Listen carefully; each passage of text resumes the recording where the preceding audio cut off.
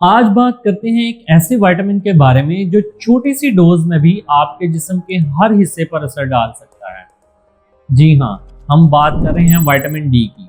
ये सिर्फ एक सिंपल विटामिन नहीं है बल्कि एक हार्मोनल रेगुलेटर है जो हमारी बोन्स, इम्यून सिस्टम, मसल्स और हत्ता के मूड तक को भी इन्फ्लुएंस करता है। मगर सबसे अफसोस की बात यह है कि आजकल के मॉडर्न लाइफस्टाइल में लोगों में इसकी कमी इतनी ज्यादा आम हो गई है कि हर दूसरा शख्स किसी ना किसी लेवल पर विटामिन डी की कमी का शिकार है। तो सवाल ये उठता है कि ये कमी होती क्यों है, जबकि अल्लाह ने हमें इतनी आसानी से मिलने वाली रोशनी भी दी है, यानी कि धूप, जो कि विटामिन डी का सबसे बड़ा सोर्स है। लेकिन हमारा लाइफस्टाइल, घरों में बंद रहने की आदत, सनस्क्रीन का एक्सेसिव इस्तेमाल और वर्किंग आवर्स जो ज़्यादातर इंडोर ही गुजरते हैं, इन सब की वजह से हम अपने जिस्म को वो रोशनी प्रोवाइड नहीं कर पाते जिससे हमारी स्किन विटामिन डी बनाती है। इस चैनल की हर वीडियो आपको हेल्दी रहने में और बीमारियों से बच के रहने में हेल्प करेगी। अगर आपका भी यही मिशन है तो चैनल को ज्वाइन कर लें एंड बेल आइकन प्रेस कर लें। इस विटामिन की सबसे अहम जिम्मेदारी होती है कैल्शियम और फॉस्फेट को रेगुलेट करना। ये दो मिनरल्स हमारी हड्डियों के लिए बहुत जरूरी होते हैं। अगर विटामिन डी कम हो जाए तो ना सिर्फ हड्डियां कमजोर होने लगती हैं बल्कि बच्चों में रिकेट्स और बड़ों में ऑस्टियोमलेशिया जैसी डिजीजेस सामने आती हैं। लेकिन बात सिर्फ हड्डियों तक महदूद नहीं है। आजकल की साइंस ये कहती है कि विटामिन डी का ताल्लुक हमारे इम्यून सिस्टम से भी है। मतलब अगर आपको बार बार फ्लू होता है, सर्दी में इन्फेक्शन से नहीं बच पाते या आपको हर वक्त थकन महसूस होती है, तो जरूरी नहीं कि ये सिर्फ काम की थकन हो सकता है कि आपके विटामिन डी लेवल्स लो हों।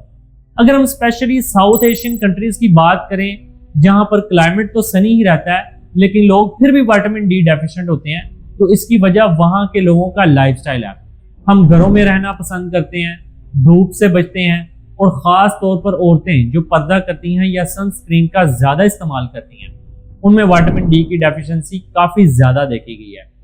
यहाँ पर एक और इंटरेस्टिंग बात यह भी है कि ये विटामिन डी का ताल्लुक सिर्फ फिजिकल हेल्थ से नहीं बल्कि मेंटल हेल्थ से भी है।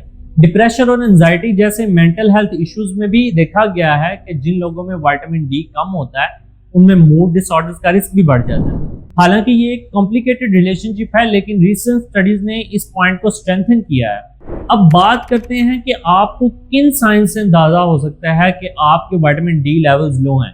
अगर आप हर वक्त थके रहते हैं या थकावट महसूस करते हैं, आपके जॉइंट्स में दर्द रहता है, मसल्स में वीकनेस रहती है, नींद प्रॉपर नहीं आती या फिर स्ट्रेस और एंजाइटी ज्यादा महसूस होती है, तो ये साइंस आपको अलर्ट कर रहे हैं कि आप में विटामिन डी लेवल्स कम हो सकते हैं। कभी कभी लोग सर दर्द या हेयर फॉल को इग्नोर कर देते हैं, लेकिन विटामिन डी की कमी इस सब के पीछे हो सकती है। और ये सिर्फ अडल्ट्स का मसला नहीं है, बचपन से लेकर बुढ़ापे तक हर एज ग्रुप में विटामिन डी की इंपॉर्टेंस होती है। बच्चों में ग्रोथ रिटार्डेशन, दांतों का कमजोर होना और बड़े अफराद में फ्रीक्वेंट फ्रैक्चर्स या मसल क्रैम्प्स विटामिन डी की कमी को शो करते हैं। अब विटामिन डी मिलता कहां से है? तो सबसे पहला और इंपॉर्टेंट सोर्स है धूप, यानी कि डायरेक्ट सनलाइट। बिना सनस्क्रीन के और प्रेफरेबली सुबह 10 बजे से पहले या शाम 4 बजे के बाद की धूप जिसमें अल्ट्रावायलेट रेज कम होती हैं। इसके अलावा खाने में कुछ चीजें ऐसी हैं जैसे कि मछली, अंडे की जर्दी और फोर्टिफाइड मिल्क और सीरियल्स में भी कुछ हद तक विटामिन डी होता है, लेकिन इन फूड्स में क्वांटिटी काफी कम होती है, इसलिए कई दफा सप्लीमेंट्स की जरूरत पड़ती है। खासतौर पर जो खवातीन प्रेगनेंसी में हैं उनके लिए विटामिन डी की इंपॉर्टेंस और भी बढ़ जाती है। प्रेग्नेंट औरतें अगर विटामिन डी डेफिशिएंट हो तो ना सिर्फ उनका इम्यून सिस्टम वीक होता है बल्कि बच्चे की बोन्स की डेवलपमेंट भी प्रॉपर नहीं हो पाती। इसके अलावा प्रेगनेंसी में गेस्टेशनल डायबिटीज, प्रीक्लैम्सिया यानी कि ब्लड प्रेशर का बढ़ जाना और लो बर्थ वेट का रिस्क भी बढ़ जाता है। इसलिए डॉक्टर्स आजकल रूटीनली विटामिन डी चेक करते हैं प्रेगनेंसी के दौरान और सप्लीमेंट्स रिकमेंड करते हैं। इसी तरह क्रोनिक डिजीजेज में विटामिन डी का रोल बहुत क्रिटिकल है। जो लोग डायबिटीज, हार्ट डिजीज, एस्थमा और आर्थराइटिस जैसी लॉन्ग टर्म कंडीशंस का शिकार हैं, उनमें विटामिन डी डेफिशिएंसी उनकी कंडीशन को और भी कम्प्लेक्स बना देती है। लेकिन एक चीज का हमेशा ख्याल रखें, किसी भी विटामिन का ज्यादा होना भी नुकसानदेह हो सकता है। मल्टी विटामिन सप्लीमेंट्स अगर विटामिन डी लेवल्स चेक करवाए बगैर लिए जाएं तो हाइपर विटामिनोसिस डी हो सकता है जो खतरनाक होता है। इस कंडीशन में ब्लड में कैल्शियम लेवल्स इतना बढ़ जाते हैं कि आपको उल्टी और मतली आने लगती है और इवन हार्ट रिदम्स की प्रॉब्लम भी हो सकती है जो कि लीथल है और इवन डेथ तक ले जा सकती है। ऐसे केसेस में पेशेंट्स को हॉस्पिटल में एडमिट करना पड़ सकता है। इसलिए हमेशा ये जरूरी है कि अगर आपको शक हो कि आपको विटामिन डी की कमी है तो पहले अपना ब्लड टेस्ट करवाएं, जिसे 25 हाइड्रोक्सी विटामिन डी टेस्ट कहते हैं।